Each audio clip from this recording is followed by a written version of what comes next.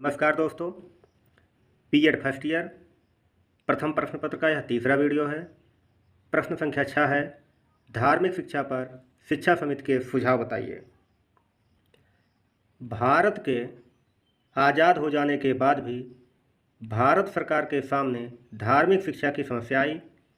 भारत में धार्मिक शिक्षा की अवहेलना नहीं हो सकती थी। एक तो अपनी धर्म प्रधान संस्कृति की रक्षा करनी थी और दूसरी ओर अपने धर्मनिरपेक्ष संविधान की। इस समस्या के समाधान के लिए भारत सरकार ने एक समिति का गठन किया, जिसके नेता श्री प्रकाश जी थे। भारतीय संस्कृति और संविधान दोनों की रक्षा करने के लिए समिति ने बड़ा ही उपयोगी सुझाव दिया। समिति ने सुझाव दिया कि भारतीय समाज को संयमित और अनुशासित रखने के लिए धार्मिक शिक्षा जरूरी है। चूँकि भारत के सभी धर्मों का गुण समन्वयात्मक है, इसलिए यहाँ समन्वयात्मक रूप में धार्मिक शिक्षा दी जा सकती है और भारतीय संस्कृति की रक्षा के लिए धार्मिक शिक्षा जरूरी है, ऐसा सुझाव दिया इस समिति ने। शिक्षा समिति ने धार्मिक शिक्षा के स्वरूप के विषय में निम्नलिखित विचार प्रस्तुत किए। नंबर 1, नैतिक और धार्मिक शिक्षा भारतीय संविधान की मर्यादा के भीतर होनी चाहिए। नैतिक एवं धार्मिक शिक्षा का प्रारंभ विभिन्न धर्मों के नेताओं के तुलनात्मक जीवन के साथ होगा। बाद में सभी धर्मों के नैतिक, दार्शनिक एवं आध्यात्मिक विचारों एवं मान्यताओं का तुलनात्मक एवं समन्वयात्मक अध्ययन होगा। सभी स्तरों पर छात्रों में सामाजिक गुणों के विकास के लिए प्रयास किया जाएगा। उनमें देशभक्ति, त्याग, सहानुभूति और सहयोग के भाव विकसित किए जाएंगे। सभी स्तरों पर छात्रों के दृष्टिकोणों को विस्तृत बनाने का प्रयास किया जाएगा। नंबर 2, बालक के चारित्रिक एवं नैतिक विकास में घर का बड़ा महत्व होता है, इसलिए प्रौढ़ या जन शिक्षा के माध्यम से उनके अभिभावकों के स्तर को बढ़ाने का प्रयास होना चाहिए। नंबर 3, विद्यालय का कार्य सामूहिक प्रार्थना के बाद होना चाहिए। समिति ने विश्वविद्यालय आयोग द्वारा दी गई सिफारिशों को क्रियान्वित करने की राय दी है। नंबर 4, समिति ने प्राथमिक कक्षाओं से लेकर विश्वविद्यालय तक के लिए धार्मिक पुस्तकों को तैयार करने की सिफारिश की है। इन पुस्तकों का प्रणयन निम्नलिखित बातों को ध्यान में रखते हुए होना चाहिए। इसमें का नंबर है, पुस्तक का प्रणयन पक्षपात रहित एवं विस्तृत दृष्टिकोण को लेकर होना चाहिए। खा नंबर है, पुस्तकों में सभी धर्मों को समन्वयात्मक स्थान होना चाहिए। नंबर का, पुस्तकों की विषय सामग्री छात्रों की योग्यता के अनुसार होनी चाहिए। नंबर 5, उचित आचरणों की शिक्षा को महत्व देना चाहिए। नंबर 6, प्रत्येक स्तर पर छात्रों की शारीरिक शिक्षा के लिए उचित व्यवस्था होनी चाहिए। नंबर 7, धार्मिक शिक्षा के पाठ्यक्रम की रूपरेखा विभिन्न स्तरों पर निम्नलिखित होगी। उसमें नंबर का है प्राथमिक स्तर पर, ठीक है, कार्यारंभ से पहले सामूहिक प्रार्थना, धर्म प्रवर्तकों की जीवनियाँ और उनसे संबंधित कहानियाँ, जानवरों पर आधारित नैतिक कहानियाँ, धार्मिक दृश्य श्रव्य सामग्रियों का प्रदर्शन, शारीरिक शिक्षा की व्यवस्था, सेवा सफाई की मनोवृत्ति का प्रचार, अलग से नैतिक शिक्षा की व्यवस्था होनी चाहिए। किस पे? प्राथमिक स्तर पर। नंबर खा है, माध्यमिक स्तर पर क्या होना चाहिए? प्रातःकालीन प्रार्थना सभा होना चाहिए। पाठ्यक्रम की सहयोगी क्रियाओं का आयोजन होना चाहिए। बालकों की परीक्षाओं में उनके स्वास्थ्य एवं व्यवहार को महत्व दिया जाए। विभिन्न धर्म प्रवृत्तियों के विचारों का सामान्य ज्ञान दिया जाए। नेक्स्ट है, विश्वविद्यालय स्तर पर क्या होना चाहिए? डिग्री कक्षा के पाठ्यक्रम में धर्म को महत्वपूर्ण स्थान दिया जाए। प्रथम एवं द्वितीय वर्ष की कक्षाओं में धार्मिक पुस्तकों को भी सम्मिलित किया जाए। स्नातकोत्तर कक्षाओं में तुलनात्मक धर्म का अध्ययन होना चाहिए। विद्यालय में छात्रों को अनुशासित रखने का भरसक प्रयास करना चाहिए। विद्यालय के पाठ्यक्रम, शिक्षण विधि और कार्यक्रमों का निर्माण छात्रों की रुचि और योग्यता के अनुसार होनी चाहिए। धार्मिक शिक्षा के साथ साथ देश प्रेम एवं अंतर्राष्ट्रीय सद्भावना के विकास की शिक्षा देनी चाहिए। नेक्स्ट क्वेश्चन है क्वेश्चन नंबर 7, रविंद्रनाथ टैगोर के शांति निकेतन पर टिप्पणी लिखिए। बात करते हैं शांति निकेतन अर्थात विश्व भारती विश्वविद्यालय। गुरुदेव रविंद्रनाथ टैगोर ने अपने बाल्यावस्था में तत्कालीन विद्यालयीय व्यवस्था में जिन विकृतियों को साक्षात अनुभूति की, उसके निराकरण तथा अपने अंतःकरण में विद्यमान कल्पनातीत विद्यालयीय व्यवस्था के प्रतिमान को साकार रूप में कार्य परिणत हेतु कोलकाता से उत्तर पश्चिम में स्थित बोलपुर स्टेशन के समीप शांति निकेतन को उपयुक्त पाया।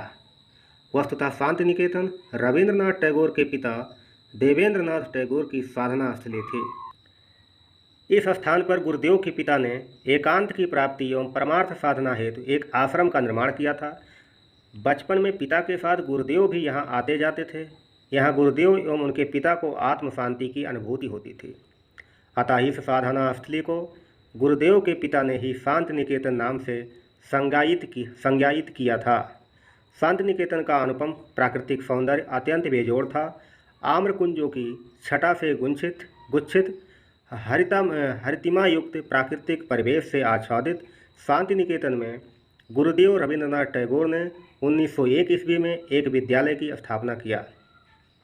इस स्थान के चुनाव के संबंध में उन्होंने लिखा है कि मेरे आदर्शों के अनुकूल विद्यालय ऐसा होना चाहिए जिसमें घर मंदिर का एकीकरण हो एवं जहाँ शिक्षा जीवन का एक पवित्र अंग हो।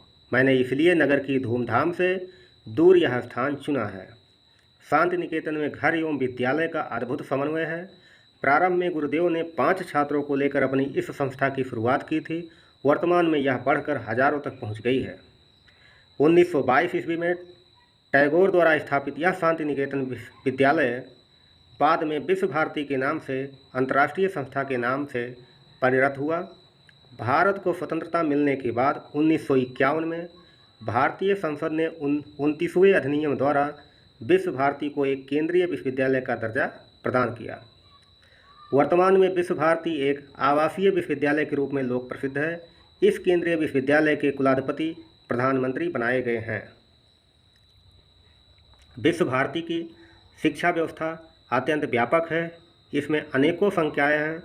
सहशिक्षा का विधान है। इसका पुस्तकालय अत्यंत समृद्ध एवं आधुनिक संयंत्रों एवं सुविधाओं से सुसज्जित है। विश्व भारती के पुस्तकालय में विविध विषयों की राष्ट्रीय एवं अंतर्राष्ट्रीय पुस्तकों, शोध प्रबंधों, पत्र पत्रिकाओं का विशाल भंडार है। यहाँ पर विभेदकता विहीन समतावादी शिक्षा व्यवस्था का संचालन होता है। भारत के ख्यातिनाम अर्थशास्त्री और नोबेल पुरस्कार विजेता अमर्त्य सेन यहीं के आचार्य रहे हैं। विश्व भारती अपनी विशिष्टताओं और मौलिकता के कारण जगत प्रसिद्ध है। यहाँ पर अध्ययन हेतु अंतर्राष्ट्रीय छात्र भी आते हैं। इस विश्वविद्यालय में आधुनिक सुविधाओं से युक्त चिकित्सालय, डेयरी फार्म के साथ साथ प्रायोगिक एवं व्यवहारिक ज्ञान भी दिया जाता है। विश्व भारती के अन्य विभाग निम्नवत हैं। पाठ भवन, इसमें मैट्रिक तक की शिक्षा की व्यवस्था है। इसमें पाठ भवन में शिक्षा भवन, इसमें इंटरमीडिएट तक की शिक्षा की व्यवस्था है। विद्या भवन, इसमें स्नातक, स्नातकोत्तर तथा अनुसंधान की व्यवस्था है। विनय भवन, इसमें बीएड, एमएड तथा शिक्षा हेतु शोध की व्यवस्था है। नंबर 5 कला भवन, इसमें कला शिल्प के लिए डिप्लोमा तथा सर्टिफिकेट कोर्स चलाया जाता है। नेक्स्ट 6 नंबर संगीत भवन, इसमें संगीत एवं नृत्य की शिक्षा का प्रबंध है। नंबर 7 चीन भवन, इसमें चीनी भाषा की शिक्षा का प्रबंध है। नंबर 8 हिंदी भवन, इसमें हिंदी भाषा साहित्य के अध्ययन का प्रबंध है। नंबर 9 श्री निकेतन भवन, इसमें ग्रामीण एवं कृषक शिक्षा की व्यवस्था है। नंबर 10 नारी भवन, इसमें महिलाओं की शिक्षा की व्यवस्था है। नंबर 11 शिल्प भवन, इसमें विविध प्रकार के शिल्पों की शिक्षा दी जाती है। अंततः शांति निकेतन अथवा विश्व भारती के सम्यक अवलोकनोपरांत उसकी प्रासंगिक एवं वैश्विक महत्ता को प्रतिबिंबित करते हुए राष्ट्रपिता महात्मा गांधी ने ठीक ही कहा था कि गुरुदेव टैगोर ने शांति निकेतन के रूप में सारे राष्ट्र के लिए, वस्तुतः संसार के लिए एक वसीयत छोड़ी है। प्रकृतिवादी विचारधारा में निहित प्रकृति प्रेम और बालकों के प्रति अगाध स्नेह की दृष्टि से रूसो टैगोर के सन्निकट आते हैं, किंतु रूसो में टैगोर जैसा उदात्त प्रकृति प्रेम तथा अपार बालानुराग नहीं था। कुछ विद्वानों का मत है कि टैगोर ने रूसो के ही विचार अपनाए हैं, किंतु यह नहीं भूलना चाहिए कि टैगोर जैसे साहित्यानुरागी के लिए प्रेरित करने के लिए प्राचीन भारतीय आदर्श ही पर्याप्त हैं, किंतु टैगोर और रूसो में अत्यंत साम्यता अवश्य परिलक्षित होती है। नेक्स्ट क्वेश्चन देखते हैं। प्रश्न नंबर 8, अंतर्राष्ट्रीय सद्भाव को विकसित करने के सिद्धांत बताइए। विद्यार्थियों में अंतर्राष्ट्रीय सद्भाव को विकसित करने हेतु विद्वानों ने कतिपय सिद्धांतों का उल्लेख किया है। कुछ प्रमुख सिद्धांत निम्नवत हैं। जैसे नंबर 1 सहृदयता एवं स्वतंत्र चिंतन शक्ति विकास का सिद्धांत। अंतर्राष्ट्रीय सद्भाव के विकास के लिए शिक्षा के द्वारा विद्यार्थियों में सहनशीलता, उदारता जैसी सहृदयात्मक अनुभूतियों के साथ साथ वैज्ञानिक दृष्टिकोण के विकास की आदत डालनी चाहिए। इससे वे भद्र अभद्र, अच्छे बुरे, उचित अनुचित में विभेद करने में सक्षम होंगे।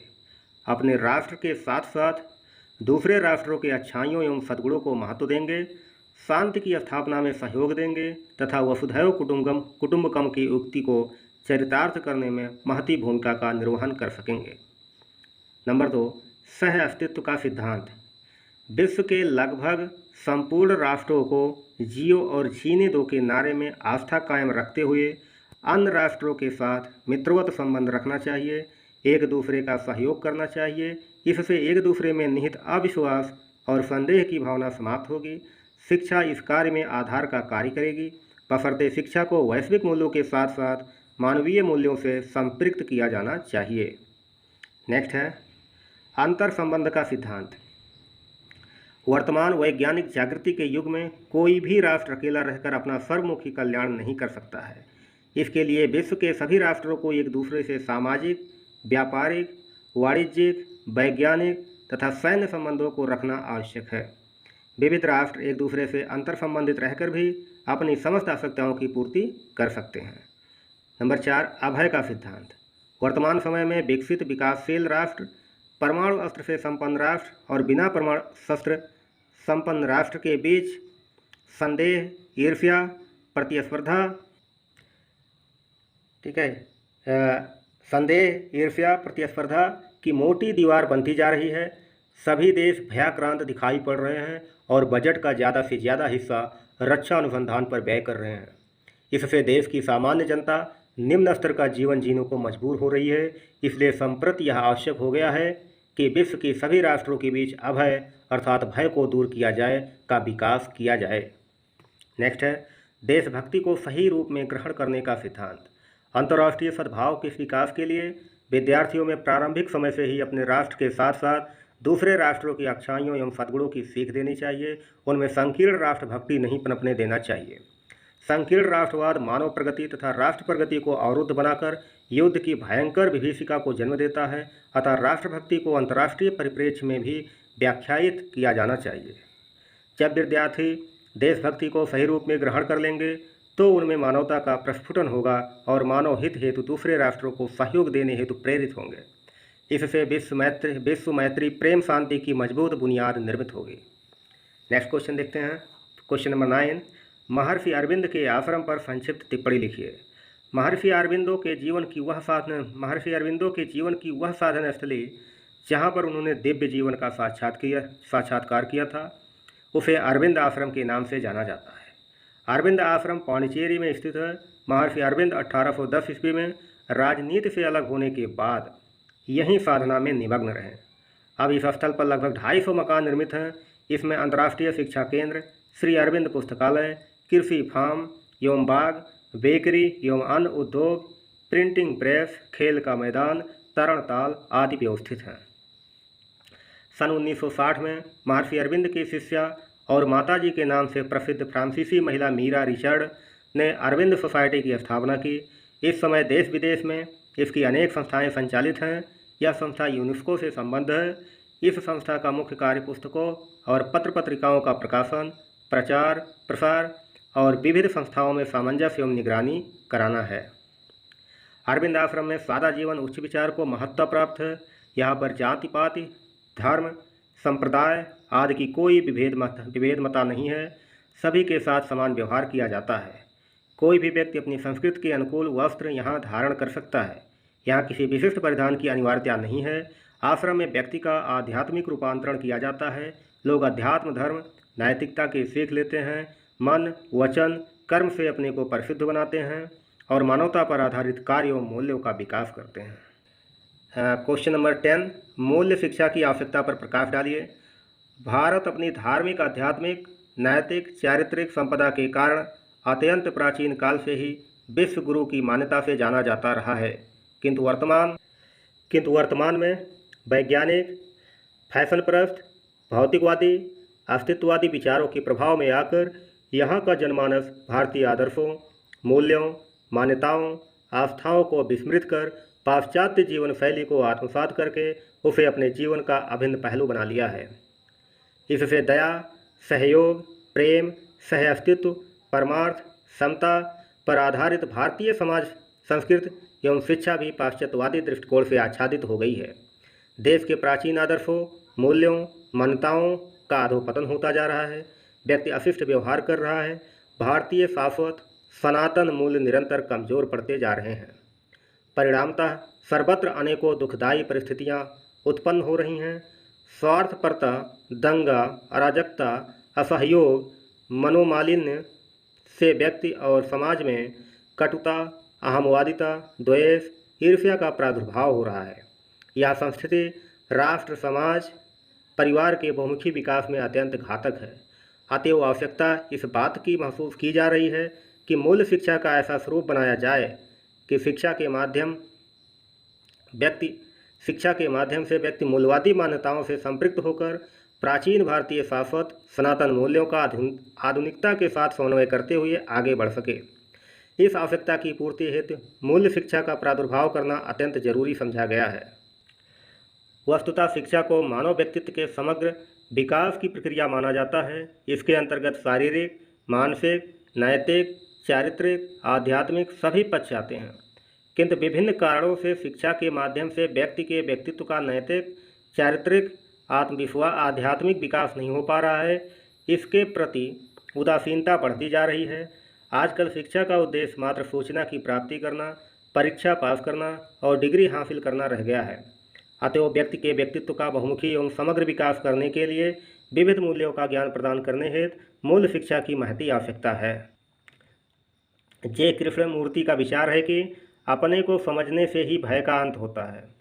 यदि क्षण क्षण में व्यक्ति को जीवन से सामना करना है, उसकी जटिलताओं, उसके दुखों और उसकी आकस्मिक आवश्यकताओं का सामना करना है, तो उसे अपरिमित रूप से विनम्र होना होगा। वास्तविक जीवन मूल्यों की खोज में व्यक्ति की सहायता करना ही शिक्षा का कार्य है। अतएव व्यक्ति को स्वयं को समझने तथा जीवन मूल्यों का ज्ञान कराने हेतु मूल्य शिक्षा परमा आवश्यक है। वर्तमान समय में अच्छे व बुरे, यथार्थ एवं आदर्श के बीच लगातार संघर्ष चल रहा है। प्रत्येक व्यक्ति आदर्शों एवं मूल्यों के अनुरूप ढलना चाहता है और बाधक वृत्तियों से बचना चाहता है, किंतु उसके इस इच्छा की पूर्ति आधुनिक शिक्षा व्यवस्था नहीं कर पा रही है। उसके पास मूल्यों का कोई सर्वस्वीकृत सिद्धांत नहीं है। शिक्षक स्वयं मूल्यों से अनभिज्ञ है। ऐसी स्थिति में व्यक्ति की आकांक्षा की पूर्ति करने हेतु मूल्य शिक्षा आज के परिप्रेक्ष्य में अत्यंत आवश्यक बन गई है। संपूर्ण विश्व के सिर पर आणविक युद्ध के बादल छाए हुए हैं। अगर ये बादल बरस गए तो सारी मानव जाति और संस्कृति का अंत हो जाएगा। हम एक ऐसे युग में जी रहे हैं जो परमाणु और अंतरिक्ष युग में प्रवेश कर चुका है। यद्यपि विज्ञान एवं प्रौद्योगिकी ने हमें विकास का राह जरूर दिया है, किंतु संपूर्ण दुनिया को बारूद के ढेर पर बैठा दिया गया है। किसी दिन यदि माचिस की एक तीली भी लग गई तो प्राणी जगत का अस्तित्व ही कदाचित समाप्त हो जाएगा। अस्तु विश्व के सभी देशों को मानवता, सह-अस्तित्व, सहिष्णुता, एकता और भाईचारे की भावना से संपृक्त करने हेतु मूल्य शिक्षा का अनुभव किया जा रहा है। नेक्स्ट है क्वेश्चन नंबर 11। पाठ्यक्रम के विभिन्न प्रकारों का वर्णन कीजिए। पाठ्यक्रम के प्रकार निम्नलिखित हैं। नंबर 1, विषय केंद्रित पाठ्यक्रम। विषय केंद्रित पाठ्यक्रम का सूत्रपात प्राचीन ग्रीक तथा रोम के विद्यालयों में हुआ। यह पाठ्यक्रम निश्चित बौद्धिक विशिष्टताओं की एक सूची है जिसका योग यथार्थता का समग्र चित्र प्रस्तुत करने का दावा करता है। इसमें निर्धारित विषय वस्तु पर अधिकार प्राप्त करने पर बल दिया जाता है। दूसरा नंबर है बाल केंद्रित पाठ्यक्रम। आधुनिक युग में सबसे महत्वपूर्ण परिवर्तन यह हुआ है कि विषय केंद्रित शिक्षा का स्थान बाल केंद्रित शिक्षा ने ले लिया है। अब पाठ्यक्रम का आयोजन बालक को केंद्र बनाकर किया जाने लगा है। यह पाठ्यक्रम प्रयोगवादी विचारधारा पर आधारित है। इस विचारधारा के प्रमुख प्रतिपादक फ्लाम का मत है कि अनुभव किसी व्यक्ति के वातावरण की भांति स्थिर नहीं है। इस कारण पाठ्यक्रम में पूर्व निर्धारित पाठ्यक्रम को आधार न बनाकर छात्र की रुचियों एवं आवश्यकताओं को केंद्र बनाया जाए। इस प्रकार के पाठ्यक्रम में छात्र की परिवर्तित आवश्यकताओं, अभिप्रायों, संवेगों आदि को आधार बनाया जाता है। नेक्स्ट है क्रिया प्रधान पाठ्यक्रम। क्रिया प्रधान पाठ्यक्रम कार्य या क्रिया को आधार बनाया जाता है। क्रिया प्रधान पाठ्यक्रम में कार्य या क्रिया को आधार बनाया जाता है। इस पाठ्यक्रम के लिए भी शिक्षा जगत डॉक्टर जॉन ड्यूबी का ऋणी है। ड्यूबी ज्ञान को क्रिया का परिणाम मानते हैं। उनके अनुसार अनुभव, ज्ञान या सीखना क्रिया के परिणाम हैं। इसी कारण उसके इस पाठ्यक्रम को अनुभव प्रधान पाठ्यक्रम के नाम से भी पुकारा जाता है। नेक्स्ट है कोर पाठ्यक्रम। कोर पाठ्यक्रम विषय केंद्रित पाठ्यक्रम और बाल केंद्रित पाठ्यक्रम के विरुद्ध प्रतिक्रिया के फलस्वरूप विकसित हुआ है। इसका प्रचलन अमेरिका के विद्यालयों में बहुत अधिक है। इसका प्रमुख कारण आधुनिक युग की सामाजिक व्यवस्था है। यह पाठ्यक्रम इस बात पर बल देता है कि विद्यालय अधिक सामाजिक दायित्वों को ग्रहण करे और सामाजिक रूप से कुशल व्यक्तियों का निर्माण करे।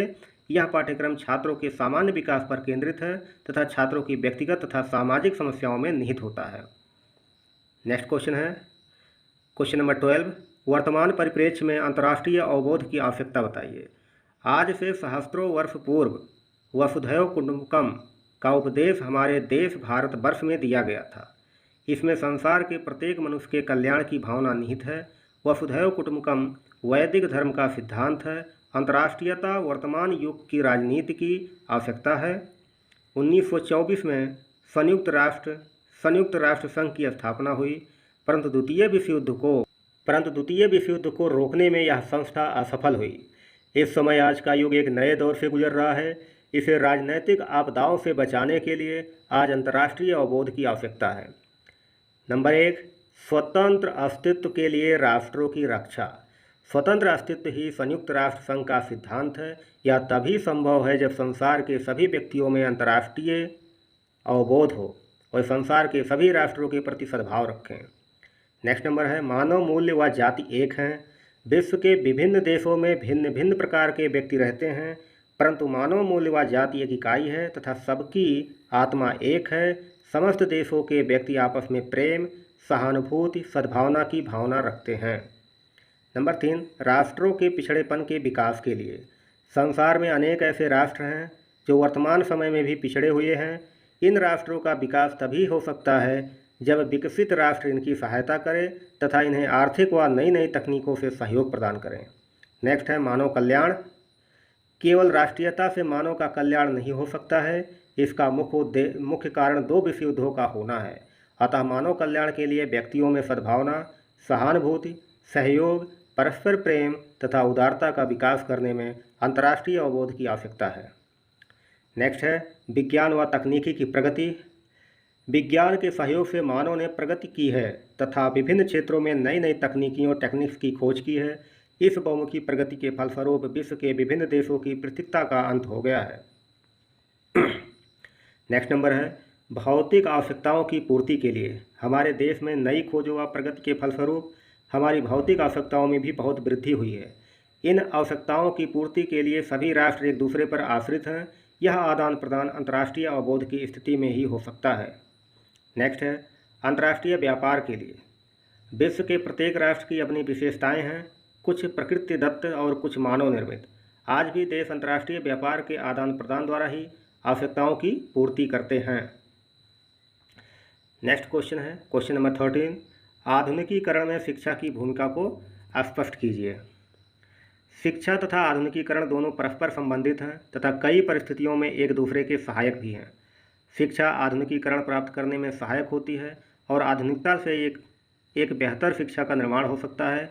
वास्तव में शिक्षा प्रभावी आधुनिकीकरण में एक प्रभावशाली सहायक तत्व है। जिन समाजों में शिक्षा की पर्याप्तता होती है, जिनमें शिक्षा का उच्च स्तर, प्रचार व प्रसार पर्याप्त होता है, उन्हीं समाजों में आधुनिकीकरण अधिक पाया जाता है। शिक्षा का आधुनिकीकरण पर प्रभाव के कारण निम्नलिखित हैं। नंबर 1, शिक्षा द्वारा व्यक्तियों के दृष्टिकोण में व्यापकता आती है, जिससे व्यक्ति को अन्य व्यक्तियों, वस्तुओं, घटनाओं तथा प्रक्रियाओं के प्रति दृष्टिकोण भी बदलना है और वह अपनी अभिवृत्तियों को बदलने व मूल्यों को विकसित करने में सक्षम हो पाते हैं। दृष्टिकोण की इसी व्यापकता के कारण व्यक्ति अनेक संकीर्णताओं को त्याग कर विविधताओं को अपनाता है। नंबर 2, शिक्षा को उचित दिशा प्रदान करने हेतु आधुनिकीकरण आवश्यक है।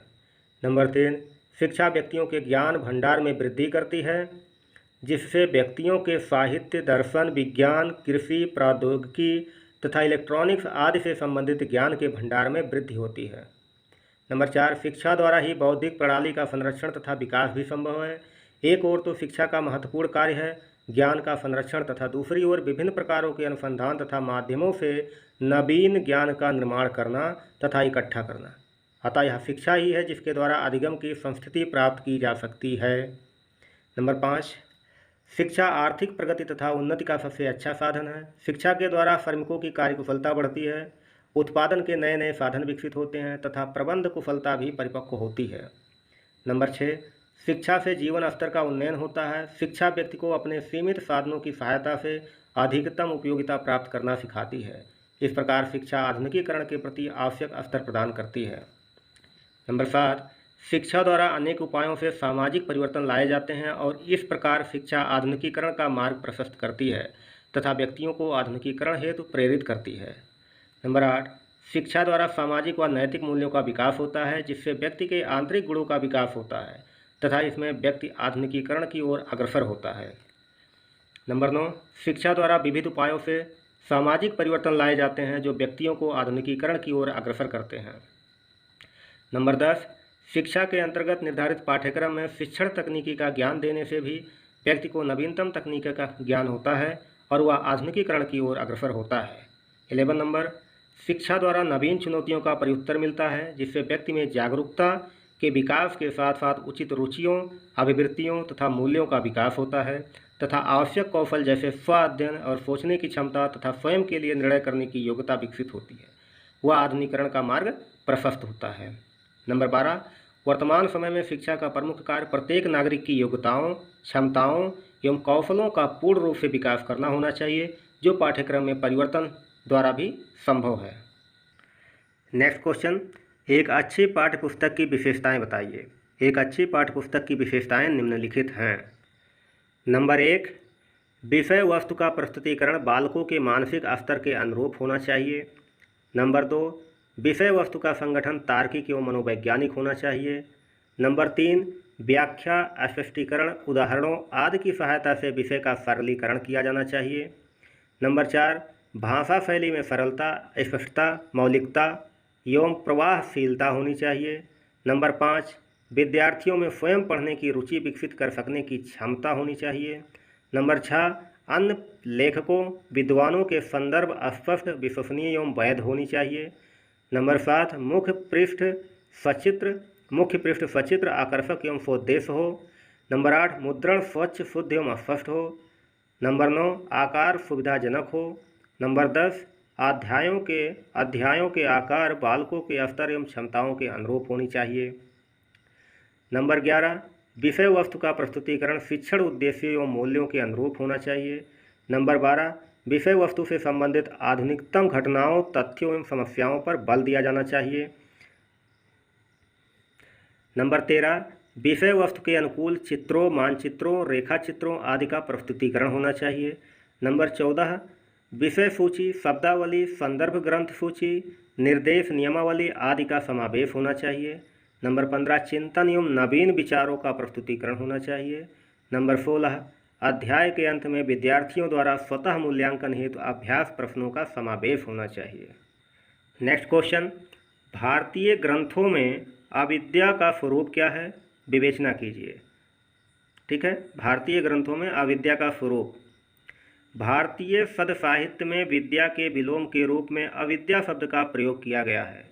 विद्या को जहाँ व्यक्ति के सार्वभौमिक विकास एवं आध्यात्मिक उत्कर्ष का मूलाधार माना गया है, वहीं अविद्या को एक बाधक कारक के रूप में प्रतिष्ठित किया गया है। अविद्या अज्ञान का परिचायक एवं माया एवं बंधन का कारण है। अविद्या से मनुष्य जीवन में नाना प्रकार के उलझनों, झंझावतों एवं समस्याओं से ग्रसित हो जाता है। वह समाज सेवा, राष्ट्र सेवा से विमुख होकर अपने व्यक्तिगत हित तक सीमित होकर रह जाता है। अविद्या मानव जीवन के संकट का मूल कारण है। इसी कारण भारतीय मनीषियों ने विद्या को आत्मसात करने और अविद्या से छुटकारा पाने का दिव्य संदेश प्रदान किया है। अद्वैत वेदांत के प्रणेता शंकराचार्य ने स्पष्ट कहा है कि व्यक्ति को अविद्या रूपी अंधकार से मुक्त होना चाहिए। अविद्या से वशीभूत होकर मनुष्य संसार के बंधन से बंध कर रह जाता है, किंतु जब व्यक्ति में अविद्या का नाश हो जाता है तो वह सद्मार्ग पर आरूढ़ हो जाता है। वस्तुतः अविद्या ही विपत्ति का मूल कारण है। अविद्या से संसार में अनेकों प्रकार के प्रपंच उत्पन्न होते हैं, इसलिए जीव को अविद्या के विनाश के लिए प्रयत्न करना चाहिए। अविद्या क्या है, इसका स्पष्ट स्वरूप योग दर्शन में प्राप्त होता है। महर्षि पतंजलि ने अपने द्वारा प्रवीण योग दर्शन में अविद्या को स्पष्ट करते हुए लिखा है कि अनित्या शुचिदो खानात्मसो नित्य शुचि सुखात्म खयातिर्विद्या। क्या है? अनित्या शुचिदो खानात्मसो नित्य शुचि सुखात्म ख्यातिर्विद्या। योग सूत्र 2/5 है, अर्थात अनित्य अपवित्र दुख और अनात्मा में नित्य पवित्र सुख और आत्म भाव की अनुभूति अविद्या है। अविद्या में मूलतः 4 बातें निहित होती हैं: अनित्य को नित्य मानना, अपवित्र को पवित्र मानना, दुख को सुख मानना, अनात्म में आत्मबुद्धि मानना। जब मनुष्य यह मानने लगता है कि यह नश्वर शरीर नित्य है और वह उससे राग द्वेष करने लगता है, तो यह अनित्य को नित्य मानने रूपी अविद्या है। जब मनुष्य हाड़ मांस रक्त से निर्मित इस शरीर को अपवित्र होते हुए भी पवित्र मानकर उससे आसक्ति करने लगता है, तो यह अपवित्र को पवित्र मानने रूपी अविद्या है, जैसे स्त्री से आसक्ति आदि। जब मनुष्य यह जानते हुए भी कि सभी प्रकार की आसक्ति कामनाएं भोग दुख देने वाले होते हैं, फिर भी वह इनको अपनाकर उसके उपयोग एवं भोग में तल्लीन हो जाता है, तो यह दुख को सुख मानने रूपी अविद्या है। नेक्स्ट, जब यह समझते हुए भी कि यह जड़ शरीर आत्मा नहीं है, फिर भी जब वह इस शरीर को ही अपना स्वरूप मानने लगता है और उसे यह पता नहीं चलता कि आत्मा शरीर से पृथक एक चेतन तत्व है, तो इस बोध की अवस्था को अनात्म में आत्मबुद्धि मानने की अविद्या कहा जाता है। भारतीय ग्रंथों में अविद्या, अस्मिता, राग, दोष, द्वेष तथा अभिनिवेश को मानव जीवन का 5 क्लेश बताया गया है। कौन कौन है? भारतीय ग्रंथ में 5 क्लेश: अविद्या, नंबर 2 अस्मिता, नंबर 3 राग, नंबर 4 द्वेष, नंबर 5 अभिनिवेश। ये मानव जीवन के 5 क्लेश हैं। वस्तुतः व्यक्ति में जो गलत धारणा या मिथ्या ज्ञान विद्यमान होता है, उसी को अविद्या कहा जाता है। अभिनिवेश का अर्थ है कि चित्त में मृत्यु का भय। अतः मनुष्य का यह कर्तव्य है कि वह अविद्या, अस्मिता, राग, द्वेष तथा अभिनिवेश रूपी 5 क्लेशों से छुटकारा पाने के लिए विद्या का आलंबन ले। विद्या सदकल्याणकारी, मुक्ति प्रदान करने वाली, आत्मबोध कराने वाली, जरा जन्म मृत्यु से छुटकारा दिलाने वाली तथा आनंद निमग्न करने वाली होती है। इसलिए विद्या ही सर्वग्राही है। बृहदारण्यक उपनिषद में भी वर्णित है कि अविद्या का नाम होते ही मोक्ष रूपी फल की उत्पत्ति होती है। अविद्या